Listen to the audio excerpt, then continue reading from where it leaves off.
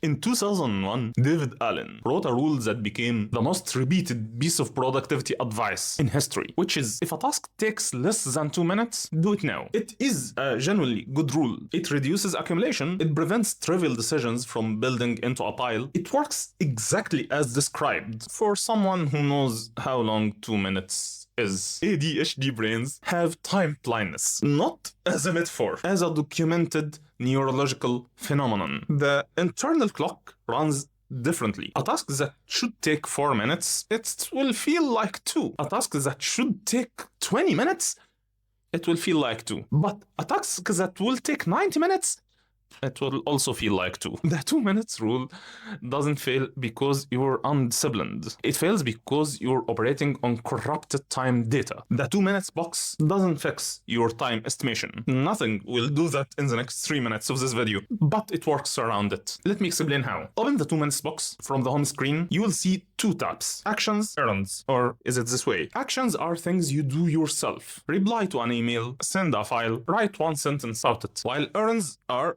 things that require you being somewhere else. The distinction matters because they get processed at different times. Errands tab things like pick up the thing from the pharmacy, drop off a package, call the bank. Separate because you patch errands. You don't drive to the pharmacy once for each errand. Nope, you go when you're already out. And the box makes that patching automatic. Here is what that box actually for. Goldfish mode, which is something we're gonna be talking about later in the series, it's complete isolation. One task depends on your brain staying in one place. The moment that you think, I should really reply to that maybe and act on it, your goldfish mode ends. You've interrupted the state. Getting back costs you 15 minutes minimum. The 2 minutes box is where that thought goes instead of breaking the state. You are not ignoring it. You've captured it. You will get to it, but not now. The archive tab is what a processed 2 minutes action box looked like. Everything that got done is logged automatically.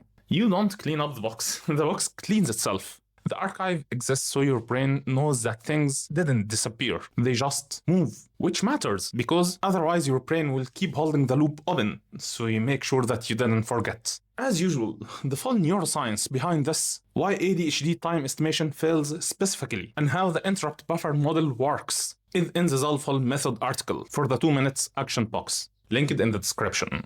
Worth reading before your next goldfish session. Next tutorial is the trash box. The box that's intentionally designed to look terrible, bad, unpleasant to look at. There is a reason for that. Subscribe. I'll see you there.